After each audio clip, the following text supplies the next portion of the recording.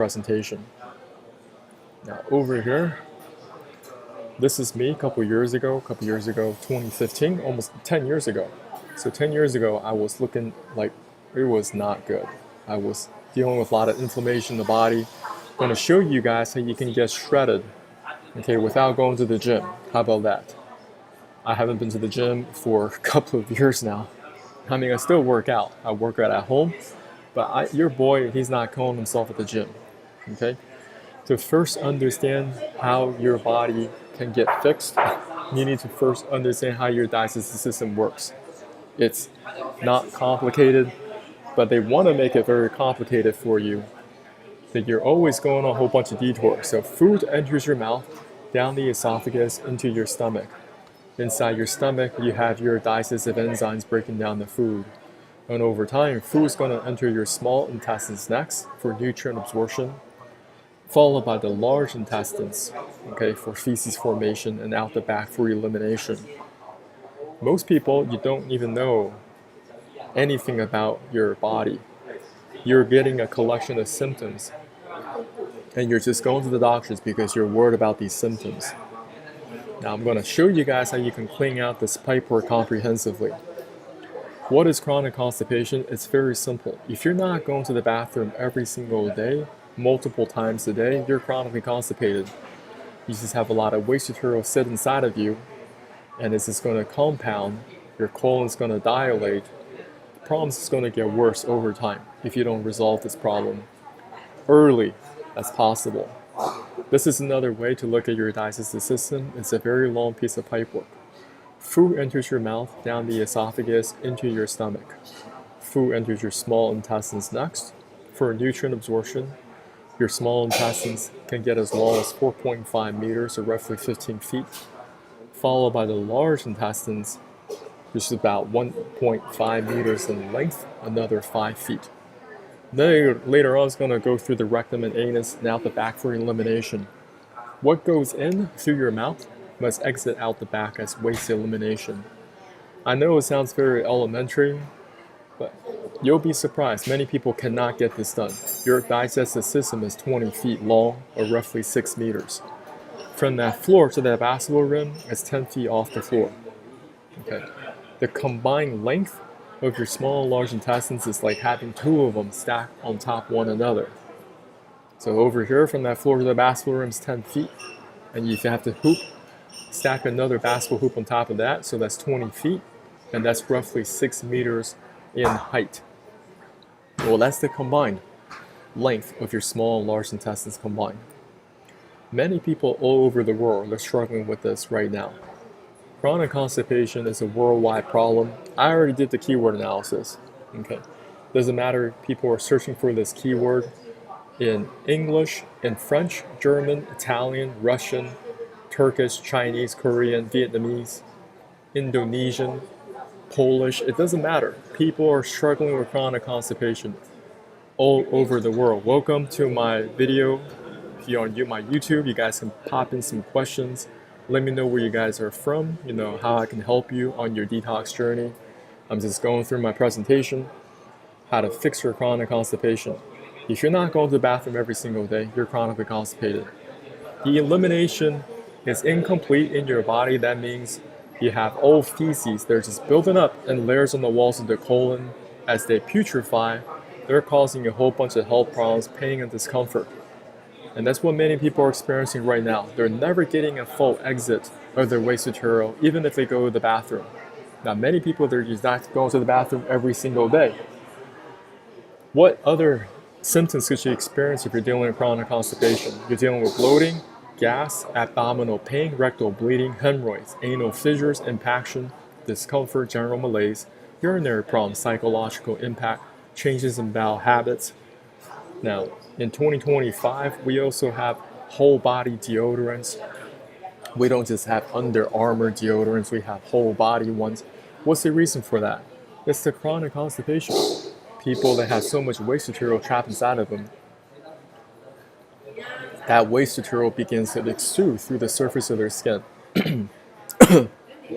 It does not matter if you're using the best cologne, perfume, laundry detergents. Let me tell y'all, you're gonna smell like, you know that. The struggle is very real. Many people, they're just sitting on the toilet. They got veins popping out the side of their temples, and they're huffing and puffing, begging and pleading. Many of them start praying, can't get that waste material out of the body. Where did all that waste material go? Maybe you can relate to this. Well, your body, your body is very like it's very similar to your house, the floor layout, also the pipes coming in and out, water in and water out. If you are stuck with any of these pipes, as I say, your toilet is backed up, it cannot get that waste material into the sanitary sewer, well, your whole house is going to smell like shit. I'm going to teach you guys a simple protocol that I've been using over 5 years. This may not be the right protocol for you. You need to discern for yourself. Now, I taught this to my own family members. I taught this to hundreds of people all around the world. The ingredients are important, the proportions are important, and also the way how you drink it is important every step of the way, because I want to maximize your chance of success. A lot of people, they may try a detox once or twice, but they're not successful with it, so they just drop it, they don't do it ever again. I want you guys to do something that you can go back to every single week. I do this still once a week, even though I've been doing this over 5 years. It's kind of like, why do you brush your teeth every single day, right? Why do you shower regularly? When's the last time you clean your body on the inside, your small and large intestines, that very, very long piece of pipework, that's 6 meters, that's 20 feet. These are all the things you need to get at the grocery store, okay? You can screenshot this. You're gonna get a bottle of water, 2 liters in volume, get yourself a metal mesh strainer. Next, you're gonna buy another single press squeezer. You want to put together this kit you can take this anywhere with you. If you travel, you can take this kit with you, so you're always ready to detox. Then you're going to buy some citrus fruits, limes, lemons, or grapefruit. Highly recommend using grapefruit. Get yourself another set of measuring cups that say the amount of milliliters on them. This is apple cider vinegar without any sugar added. Next, you're going to buy pink salt. You want to get the fine grained pink salt. And you're going to get pink salt, or you're going to get food grade Epsom salt, magnesium sulfate. Some people, they're worried about the sodium content in that pink salt, so they can substitute using magnesium sulfate. Now, just warn in advance, magnesium sulfate tastes horrible. It took me a long time to get used to it. I'm used to it now, but when you first start working with this, I would choose pink salt over magnesium sulfate. This is a thermos, stainless steel thermos. It's got about 1 liter in volume. And over here, these are just stainless steel straws, okay? Because a lot of people, they may not like the taste of the sulfur solution. They can use the stainless steel straws to help put this thing down. This is something that you drink down. This is not an enema. This is not a coffee enema. This is not a water enema, nothing like that. And this is a black coffee you prepare separately in a stainless steel cup. You want to make sure everything you use, you cannot break or shatter, such as glass or ceramic. You may have a glass pitcher in your kitchen right now. Do not use that, because you're going to produce such a laxative effect. You're going to be running to the bathroom. You may be knocking things over as you're going to the bathroom. You're going to shatter glass. You might hurt yourself along the way. I want to eliminate all that type of risk. I'm going to teach you guys how to mix everything in the stainless steel thermos. Over here, if you're going to do this protocol on a Saturday, maybe on your day off, Friday night, the night before, you're finishing dinner around 7:30 p.m. You're not eating any late night snacks, all right? You can drink some water, you can drink some juices, but you're not eating any late night snacks.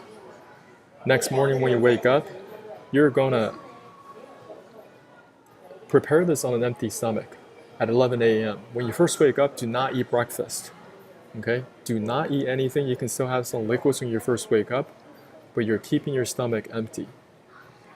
At 11 a.m., you're going to make this in the stainless steel thermos. You're going to first add 1 tablespoon and 2 teaspoons of pink salt in the stainless steel thermos. If you're not using pink salt, you can use the food grade Epsom salt. So that's 25 milliliters of salt total. A tablespoon is 15 ml. And each teaspoon is 5 ml, so it's total 25 milliliters of salt total. you're going to cut and squeeze 3 lemons or limes, or using 1 grapefruit. You're going to cut it up. You're going to squeeze it through the single press squeezer, but you're going to filter it through the metal mesh strainer. You want to eliminate any seeds, any pulp from the solution. You're going to add a 1/4 cup of apple cider vinegar in the stainless steel thermos. Next, you're going to add 2.5 cups of hot water in the stainless steel thermos and stir. You're going to stir for 30 seconds, 45 seconds. You want to make sure that salt dissolves evenly in the stainless steel thermos. Then you're going to add another cup of hot water in, okay, because it's winter time. You're going to prepare everything in the stainless steel thermos. Now, if it's too hot, don't drink it right away. It's going to be like the temperature of hot coffee, okay? If it's too hot initially, just let it cool down a little bit. But on your table, there's only going to be 3 things on the table. You're going to have the bottled water, you're going to have the stainless steel salt flush solution prepared right here. It's going to be about 1 liter in volume. And the black coffee prepared separately, also in a stainless steel thermos, without any sugar or cream added. You're going to first begin doing some deep diaphragmatic breathing. You can listen to Rachmaninoff, Piano Concerto 2, Movement 2, or any type of music that's going to help you relax. Imagine your stomach rising up and down. You want to practice that, because the more relaxed you are in this process, the better. You may find a lot of different protocols online. They're telling you to drink this very fast. I don't agree with that at all. You can take your time, take 45 minutes, take an hour, take an hour and a half. It doesn't matter. I'm going to teach you guys how to drink this down. You're going to take a tiny sip of this bottled water, hold it in your mouth. You're going to take a bigger gulp of the salt flush solution and drink it down. Then you're going to sip on black coffee to reward yourself with a familiar taste. So it's a tiny sip of the bottled water. You're not trying to drink a whole bunch of water. Just a tiny bit. The salt flush solution, you're going to gradually work its way into your stomach. Deep diaphragmatic breathing, so your stomach feels safe, and that solution can get inside your small intestines. Remember, your small intestines is 15 feet. Right? It's 4.5 meters in length. It's going to take time for all that salt flush solution to go through. Then you're going to take a tiny sip of the black coffee to reward yourself familiar taste. You're not trying to drink down a whole bunch of black coffee. Don't do that. Your goal is to repeat steps 1 through 3 to finish the salt flush solution first. Do not rush. This is not a rush. This is not a race. Don't compare other people's results. So that's why you can take 45 minutes, take an hour and a half. If you feel like throwing up, do nothing. All right, just pull back, deep breathing, do something else until those feelings subside, then go back into the set of directions. So I want to maximize your success the first time. Now we're going to talk about, there's going to be poop milestones, and I highly recommend you guys get some type of a stool when using the bathroom. We're not designed to use the bathroom at a 90 degree. The 90 degree is what's causing a lot of colorectal problems, and I can get to deal with that a little bit later, but over here I'm just going to tell you guys, get yourself a stool. It doesn't have to be this product. Any stool will find, and just be safe, be sturdy. Here are some milestones you want to take note of. There are going to be solids going to be coming out, all right? All that waste material from the colon is going to first exit. Everything is first in, first out. But a lot of people that have impaction, they have waste material that is encrusted inside their colon. So when it first comes out, you may get a lot of nasty logs. I'm talking about pitch black logs come out. You're going to see so much stuff you've never seen before. You're like, where did all this come from? Well, it was stuck inside your colon this whole time. And over time, it's going to transition into soft poop. Okay? That waste material is going to get pushed from that small intestine into the large intestines. All that waste material is going to go outside your body. And over time, it's going to become really, really, really soft. Okay? When that happens, you still have plenty of water in that bottled water. I want you guys to take the opportunity and strike while the iron is hot and drink on that bottled water. You can take the bottled water with you into the bathroom to add more water pressure to the top of your digestive system, to continually flush out that waste material from the small and large intestines. You're going to see torn brown water, lots of it. Talking about sapping, talking about releasing the kraken, talking about a diarrhea tsunami. This is not hyperbole. This is not exaggeration. And most people I try to explain this to, they don't believe me. They just think that John's making up some jokes. Well, if you follow through on this set of directions to the T, you're going to maximize your success. Of course, this is not professional medical advice, diagnosis, treatment. You're going to have to find what's right for you. Work with your naturopathic doctor. Work with your physician, okay? Find the winning combination for you. But this is a set of directions I've been using for over 5 years. And as you're drinking this water, you'll notice that this dark water is going to change color from very, very dark brown. And over time, it's going to become lighter and lighter and lighter. And that's what we're looking for. We're looking for that completely clearing out of that waste material from the small and large intestines. And after that happens, when it gets to that yellow color, you can just stop drinking the water, just relax. But the first thing I want you to put down is probiotics. You want to recoat back up your small and large intestines with probiotics. Your probiotics provides a microbiome, a protective layer. It's going to help you digest, and you need it. Okay, so recoat it back up even before you start eating anything. And the first thing you got to replenish back up are electrolytes. As you're doing the self-flush protocol, you're going to be rinsing out a lot of electrolytes, such as your magnesium, calcium, potassium, sodium chloride. So you replenish back up with that watermelon, pomegranate juice, and basic coconut water. You can also add a little bit of pink salt to it to replenish the sodium chloride. You want to be making your own Gatorade, basically. Don't drink Powerade. Don't drink that garbage. They got so much additives and chemicals in them. You can make your own Gatorade. Find some recipes online. After you do that, if you don't feel hungry right away, you don't have to eat anything. Just relax. Don't eat anything. But if you start feeling hungry, prepare some hot congee, something hot. Okay, maybe you just drink hot soup. Okay, to begin with. Don't go out there eating buffet. You're going to throw up. I tried that before. I'm just telling y'all all the mistakes that I made so you can avoid it. So eat light, keep a poop journal, because a lot of you, if you're chronically constipated, you have no idea which meal you're actually pooping out. Now, for once, you have the opportunities, 2025. Okay, you do this protocol. You're like, okay, I'm jotting down what time I ate that meal, right? So after you do this protocol, you eat something, and the first time you poop after doing this protocol, you can see, oh, this is what I ate after my first protocol, right? You can keep a record of this. Now, a lot of people, you may have to do a colon hydrotherapy first. I don't know how severe your situation is. Colon hydrotherapy or colonic, you're laying down in this apparatus, get your feet kicked up, and your colon hydrotherapist, they're going to put in hot water in your rectum to help excavate that waste material out. Because many of y'all, you have so much waste material stuck inside of you, you have to divide and conquer this waste. You cannot do my protocol right away.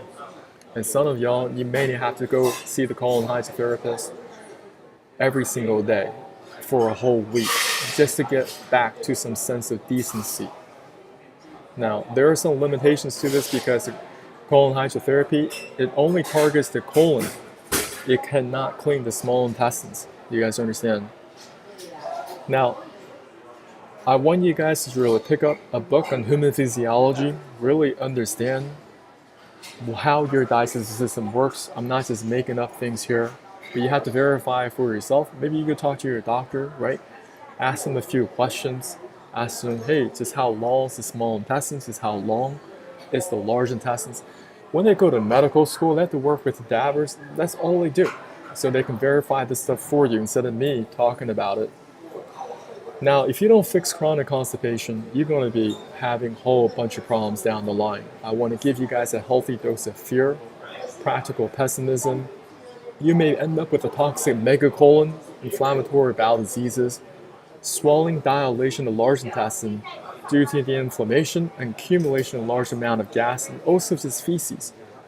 all the food you've eaten all over the years, because you cannot get it out of your body, it just continues to dilate your colon until you can get that waste material out.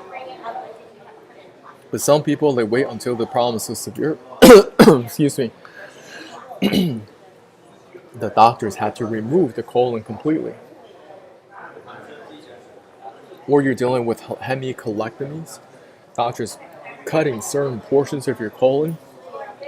Over here, they may even install a colostomy bag. Think about these risks in advance. Study them up, because a lot of people don't know about them. So when they go to the doctors, this is the first time they've been presented with this, right? They become very afraid. And that's why you need to fix your chronic constipation early. Right hemicolectomies, over here, doctors remove the ascending portion of your colon, and they do a lot of plug and plays. They see your body parts like USB ports. You guys understand? It's like, oh, I'm just going to reattach, plug and play over here, and call it good. Over here, ileoanal anastomosis. This procedure is when the doctors removed your colon completely. I'm talking about, so they remove this colon completely, gone.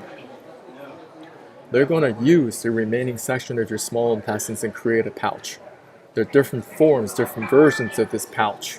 You can look online. They're going to sew it up to your anus, so you can still eliminate waste from your anus, but it's very likely you're going to have several watery bowel movements daily, or you're going to be using adult diapers for the rest of your life. Ulcerative colitis, very common.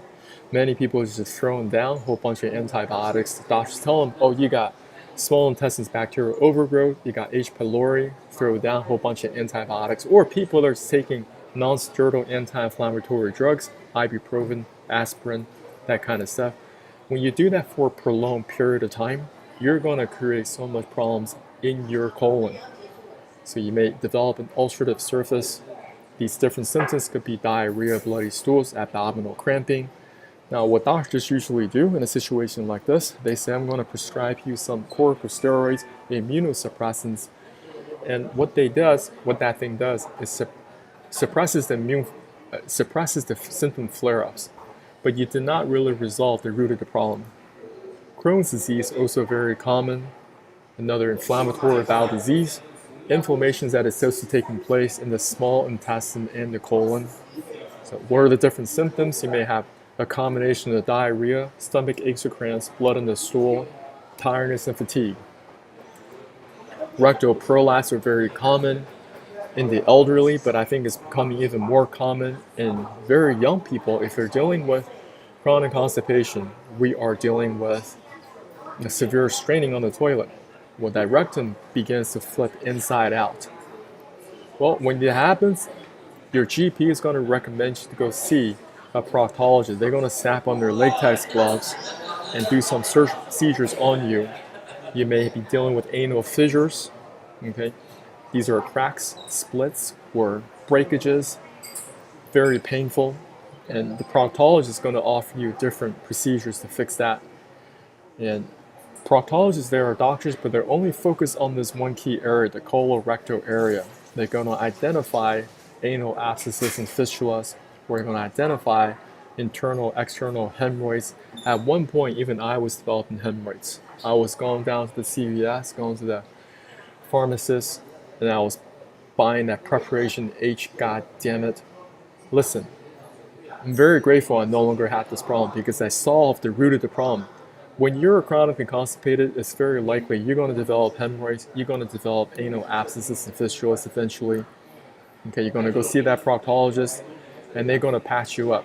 But if you're still struggling with chronic constipation on top, in your colon, you're going to go back and see the proctologist. You guys understand what I'm trying to say? They don't want to give you any real solutions. You don't have any real relief. You may have some temporary relief, but in the back of your mind, you're always worried about all these other situations. Internal, external hemorrhoids, okay?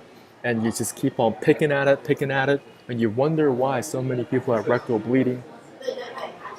This happens in the elderly care centers all the time. I mean, there are people there, they help the elderly, and they have to put on their latex gloves all the time trying to dig out the waste material. So you guys, you have to look at the severe liabilities, concerns that are ahead. It could get so severe, you may be dealing with, somebody says, has anyone vomited fecal matter because it can go down? What is to do about it? Please go to the ER. This is dangerous. This is an example of fecal and vomiting. So your digestive system is a very long piece of pipework, right? So you have the colon. So over time, if you cannot get the waste material out of the colon, it just dilate, cannot pack in any more waste material. Well, that waste material is going to work its way backwards through the small intestines, that 15 feet. And eventually it's going to work its way back into your stomach. You're going to have violent reverse peristalsis. You're going to throw up your own feces. This was a PubMed article on fecal and vomiting, 2-year study at the LA County Harbor General Hospital. In a 2-year period, they've had 23 cases of this.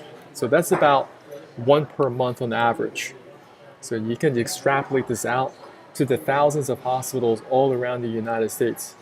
Right? How many cases of fecal and vomiting if they're getting 1 per month, right? So multiply that by the number of hospitals in the US.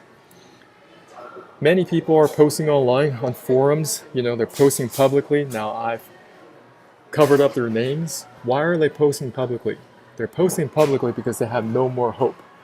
They have no more hope in their own doctors. So they're looking for solutions online. What are they saying? They're saying, I'm impacted.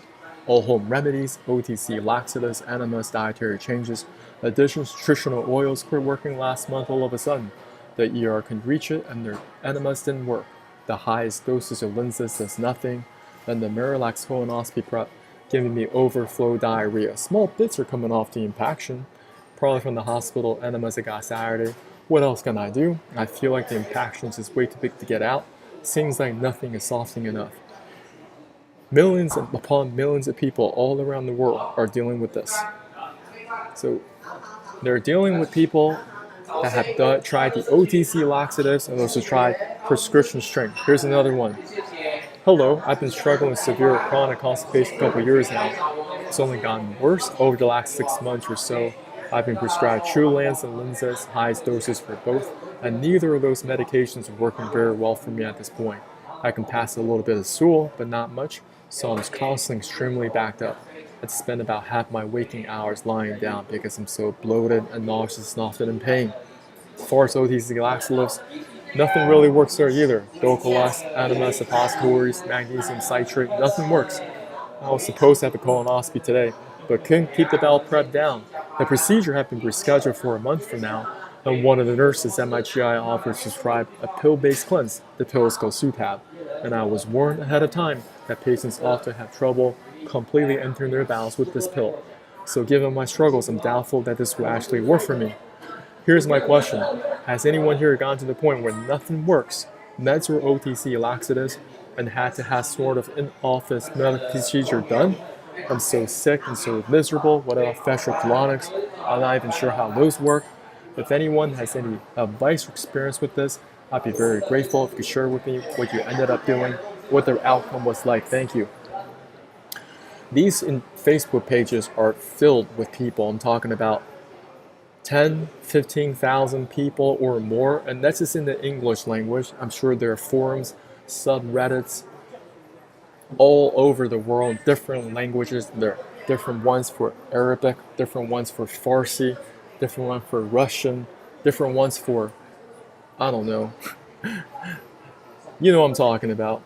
So what could be the cause in that obstruction? I want you guys to learn about internal parasites. A lot of you guys don't look into this until it's too late.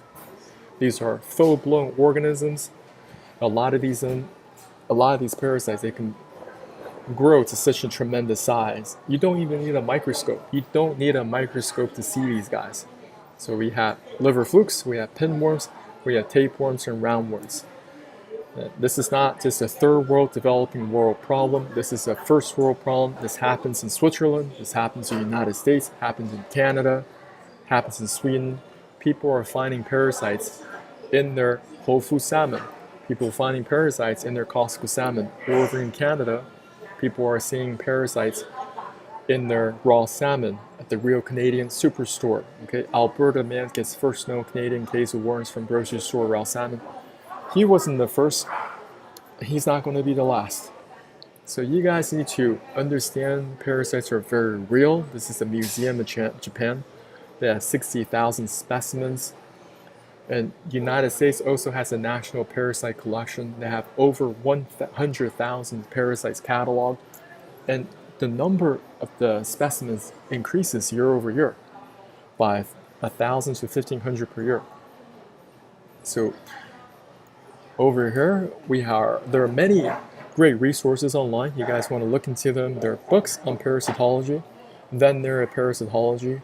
Go look up the Library of Congress, Internet Archive. There are a lot of free books online. We've known about these parasites for hundreds of years, all right? But they're trying to hide this information from the public. The doctors, they will mock at you if you even talk about them. Most doctors, they're not being taught about internal parasites. And want to keep it that way because this is a huge money maker at the end of the day, right? Because if this information is occulted from the public, you don't know how to get rid of it. You don't know how to fix your chronic constipation. Don't you think people will capitalize on this information? They will capitalize on your pain and discomfort? Of course they will. Liver fluke, they first hatch in water, and you can see how they work their way up through the food chain. They're going to target a small intermediate host, extract the nutrients from this snail, and grow to a certain size. After you grow to a certain size, they're going to exit out of the snail. After they exit, they'll land on some vegetation. The beef, the cow or the sheep comes over, and they eat this vegetation, and that's how this liver fluke continues to survive inside of you. You guys can watch a YouTube video later on this lady. She was struggling with liver fluke infection for years, and the doctors could not figure out what was wrong with her for a very long time.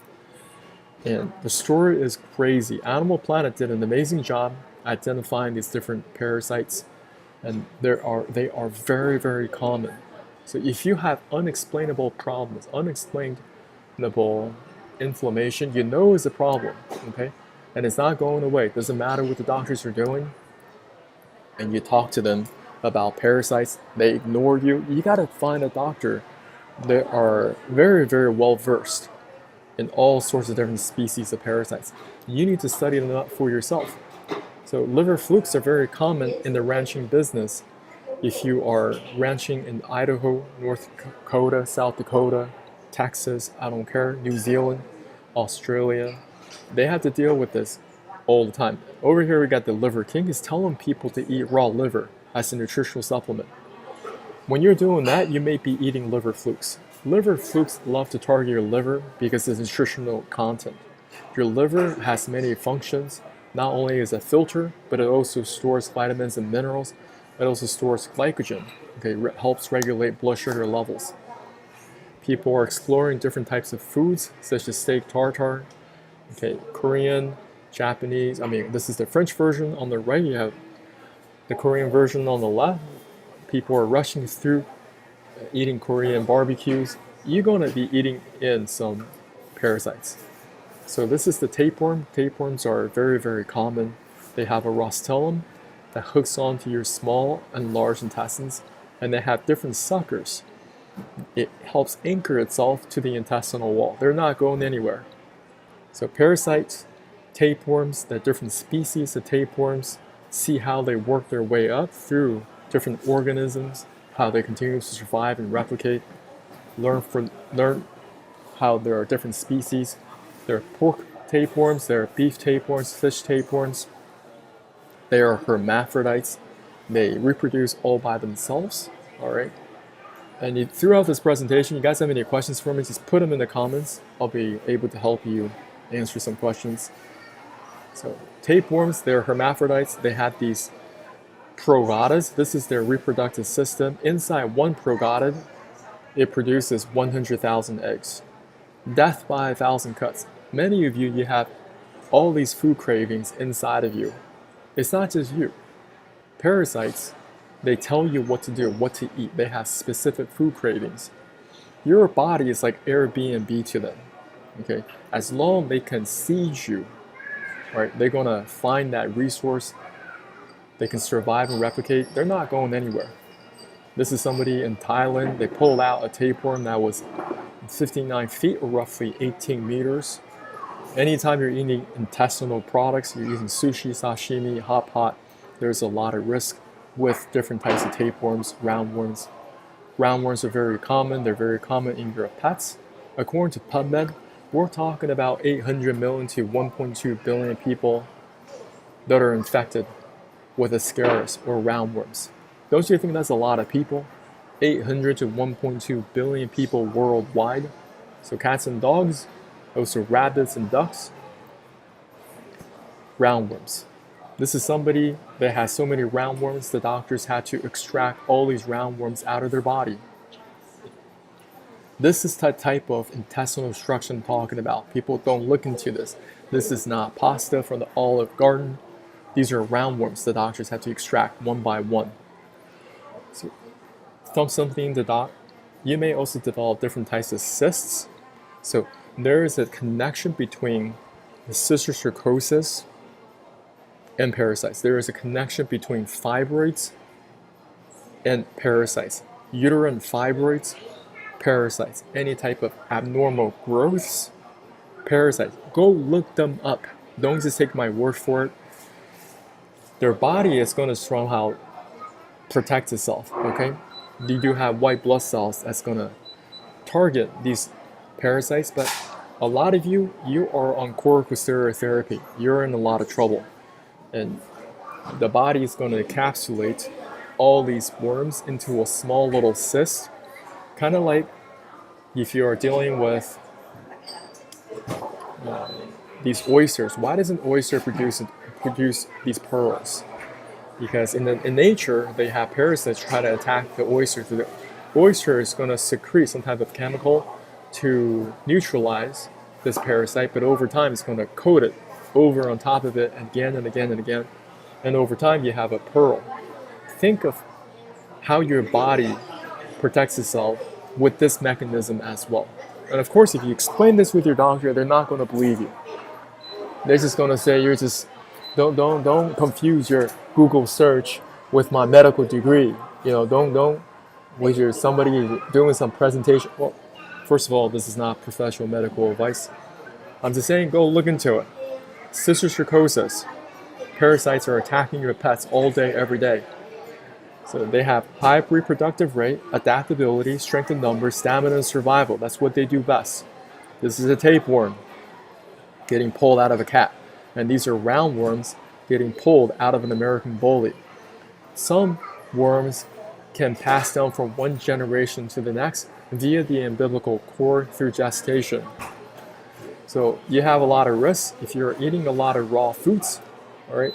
If you have pets, you let them lick all over your face. A lot of you people online making these videos online, TikTok videos, you're gonna get parasites. Or you're drinking contaminated water traveling abroad, you're gonna get parasites.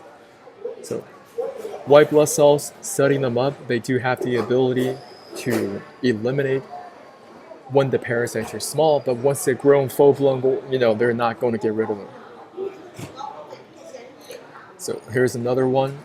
Parasites, they place a siege, then they're going to breach through the intestinal walls. So if you have a lot of ulcerative surfaces, you're dealing with a leaky gut, that's how they breach, go outside of your digestive system, penetrating through the intestinal walls. They're going to occupy another organ. Organ by organ, they're going to capitulate you. Many people down the line, they have multiple organ failures. I'm just saying, listen, a lot of them don't look into parasites as a cause to their plight. Pinworms are also very common. According to PubMed, this is affecting over 1 billion people worldwide. 1 billion is a lot of people, okay? This is not just in children. This can happen in adults as well. Today, we didn't even cover all the single-cell protozoans. I mean, you can take, let me just do the math, okay? If I give you 200 years from today, I give you life extension, 200 years. And every single day you study a new parasite, you still would not be able to get through all of them. That's how crazy it is. I mean, there are thousands upon thousands that can attack the human body. Not all of them going to attack the human body, but you got thousands upon thousands that can attack the human body. That's a combination of full-blown organisms and also single-cell protozoans.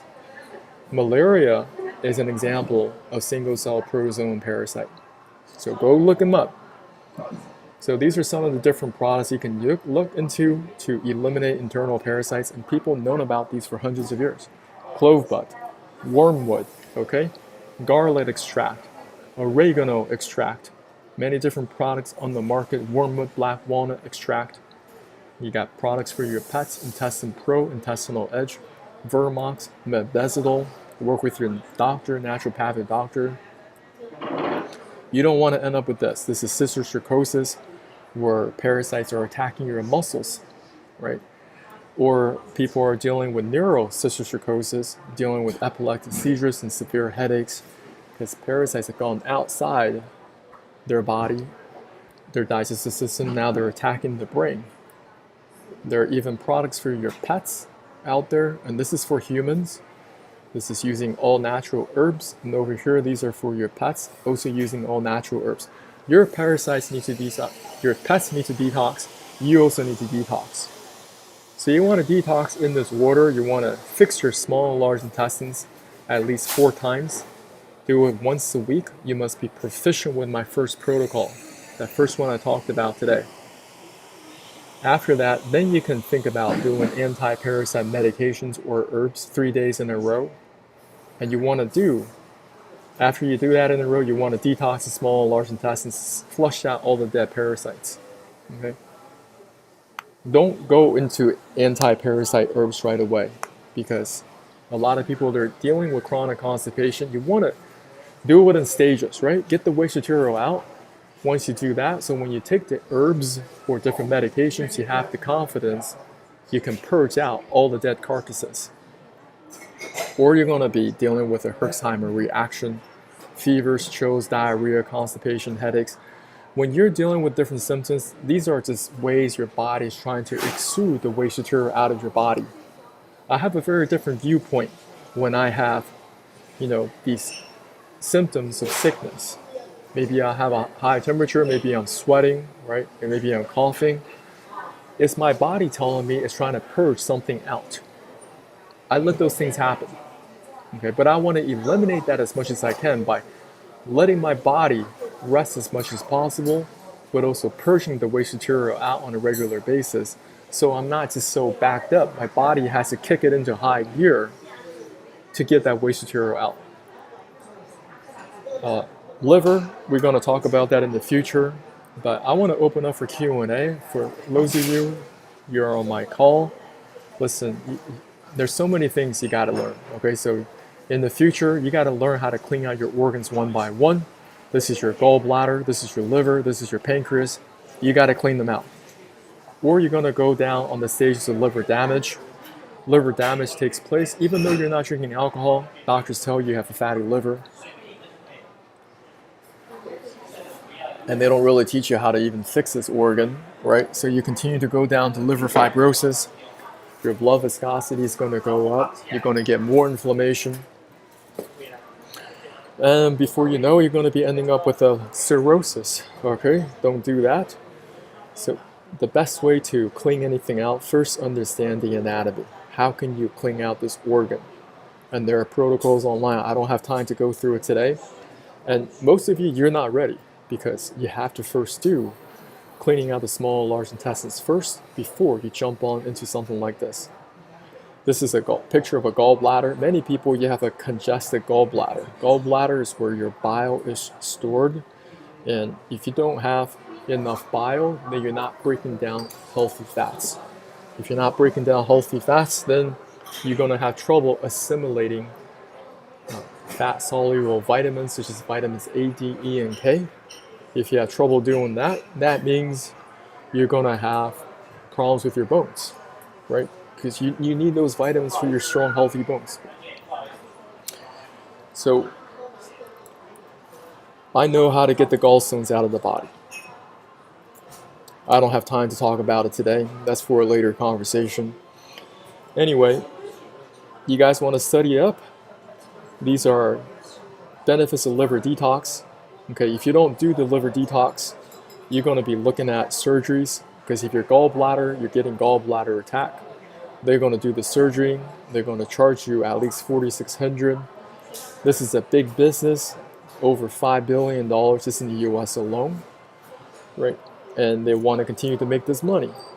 Same thing with your kidney health. You have to reverse the signs of kidney damage right away before the doctors tell you anything. Because the lifestyle, the environment that we're living in, the food that we're eating, should be no surprise. You're dealing with signs of kidney damage already. So you got to fix your kidneys, and upstream, downstream, right? If you can improve the conditions of your kidneys, you're going to have a much easier time with your bladder and prostate. You're going to reduce UTIs, okay? But they want to put you on dialysis. That's what they're good at. They're good at putting you on dialysis, getting that money from you. It's horrible, but that's what they do. So I want to leave my link in this presentation. Okay, this is my bio link. I want you guys to come up with questions. What questions do you have? What do you want to fix in 2025 and beyond? Like, what are your aspirations? I mean, some of you guys still watch my presentations, but I want to get some feedback, right? What's really going on? What do you want to? What are your goals, right? What are you trying to fix? What are you trying to improve? So put it in the comments.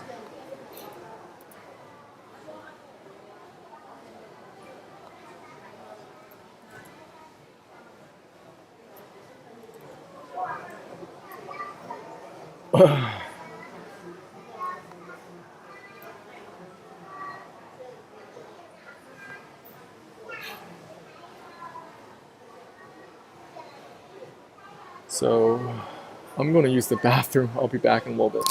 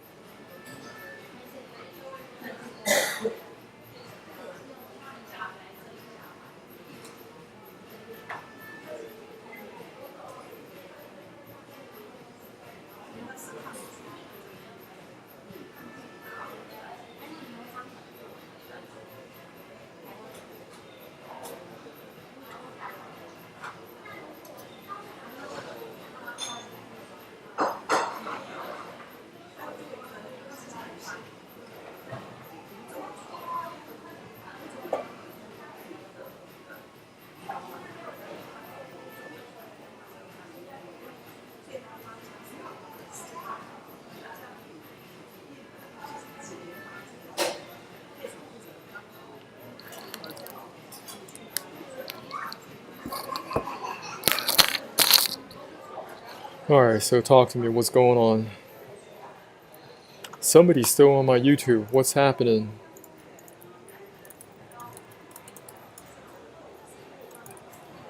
Where from? Ask me questions.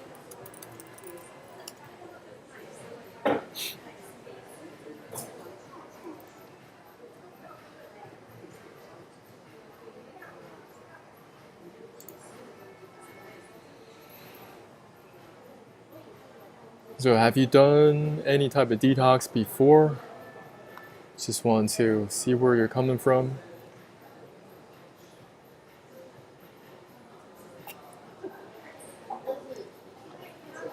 You guys can also find me on X or Twitter.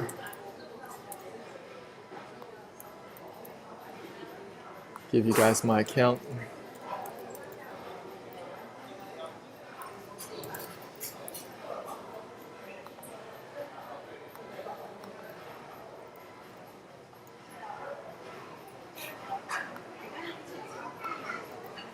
Yo, who's actually on my Rumble? Rumble, talk to me.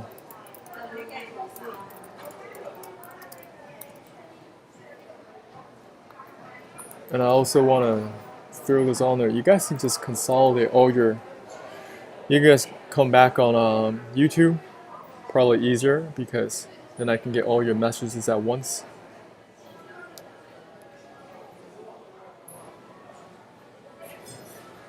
But I just want to stay on for a couple more minutes if you guys have any questions for me.